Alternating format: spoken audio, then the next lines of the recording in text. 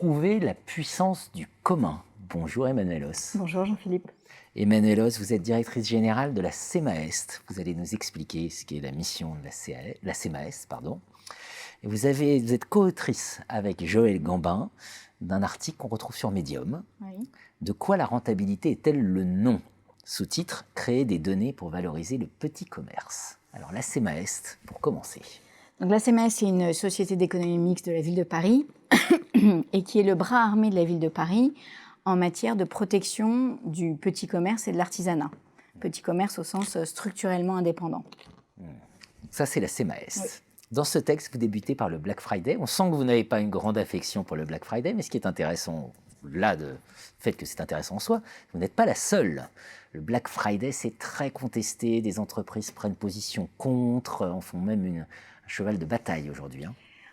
On sent bien qu'émerge à l'occasion désormais du Black Friday de plus en plus de la contestation de ce que représente en fait le Black Friday, c'est-à-dire une consommation frénétique et qui entraîne par exemple de la pollution ou en tout cas un encombrement des routes. Il faut bien livrer les produits. Exactement. Versus finalement une consommation qui serait plus attachée à une production locale et une consommation plus durable. Donc il y a ces deux modèles juxtaposés et toute la question est finalement ces deux modèles, qu'est-ce qu'ils emmènent avec eux? Et c'est là où la question des externalités nous a intéressés parce qu'à chaque fois qu'on pense un modèle, jusqu'à présent on pense une rentabilité assez basique. Or très souvent, que ce soit l'un ou l'autre, il entraîne avec eux des conséquences pour l'intérêt général et pour l'ensemble des citoyens. Vous avez mobilisé un groupe d'étudiants sur cette question. Oui, de Sciences Po Saint-Germain, avec qui, justement, sur un sujet a priori un peu ardu, on a réussi à faire un travail assez enthousiasmant pour identifier quels étaient les indicateurs nécessaires pour démontrer les externalités positives du petit commerce. Alors dit comme ça, c'est un peu aride, mais au fond, ça veut dire, par exemple, quand un petit commerce s'installe, qu'est-ce qui se passe dans la rue, qu'est-ce qui se passe dans la ville. Et du coup, on a regardé ensemble du point de vue du lien social, du point de vue du climat, du point de vue tout ce qui les intéressait, de la santé, et ce que le petit commerce peut apporter. Et donc, l'objectif de la semaine de travail, c'était de voir si on arrivait à démontrer cet impact que peuvent avoir les petits commerces quand ils sont là et quand ils ne sont plus là. Un point très important que vous mentionnez dans votre papier, c'est que Amazon, par exemple, profite largement des communs.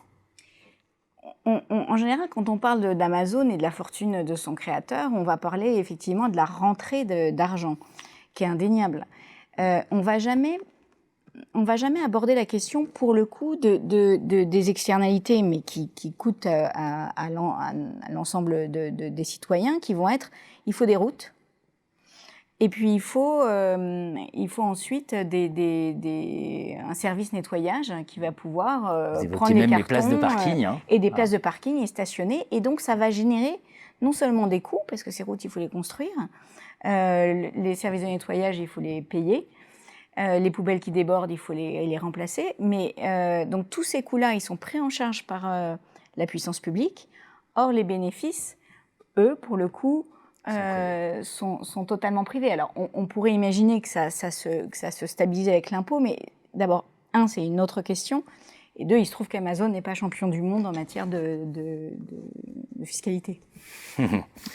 Et si on prend cette question du petit commerce, ce que vous nous dites, c'est que finalement, on peut les créer, les données à partir de ce petit commerce. La puissance publique pourrait les créer et pourrait les valoriser.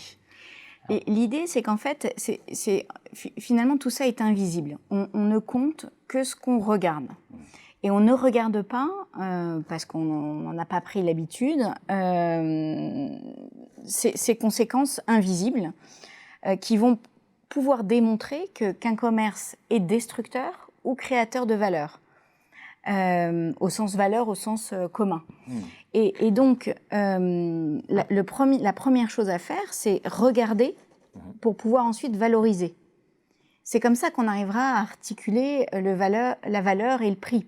C'est-à-dire qu'aujourd'hui, on a un prix qui est finalement, en général, la soustraction coût-bénéfice, mais sans regarder la totalité. Or, le reste, que ce soit les coûts, quand on parle d'Amazon, que ce soit par exemple toute cette infrastructure publique, ou que ce soit tous les bénéfices du petit commerce qui peut prendre en charge la propreté, qui va prendre en charge une aide aux personnes âgées, donc le lien social.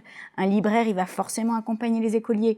Donc on voit bien que il faut aller plus loin pour questionner la rentabilité de ces projets qu'une ville va accompagner, parce qu'une ville accompagne toujours le choix de ses commerces. Et ben il est temps d'ouvrir un petit peu le cercle de ce qu'on regarde. Est-ce que je suis fidèle à votre propos si je dis qu'il faudrait en quelque sorte penser une rentabilité d'impact, c'est-à-dire intégrer l'externalité positive et négative? Oui, voilà, oui, et même une rentabilité, ce que je disais, augmentée, c'est-à-dire oui, ce qui revient à peu près au même, mais ça me paraît très juste, oui, d'impact. Et donc il faut regarder l'invisible. Il faut regarder l'invisible, et par définition, la puissance du commun est invisible. Donc il est temps de la rendre visible. Pour la valoriser, merci. Pour la prendre en compte. Merci Emmanuelle Os. Je vous en prie, merci.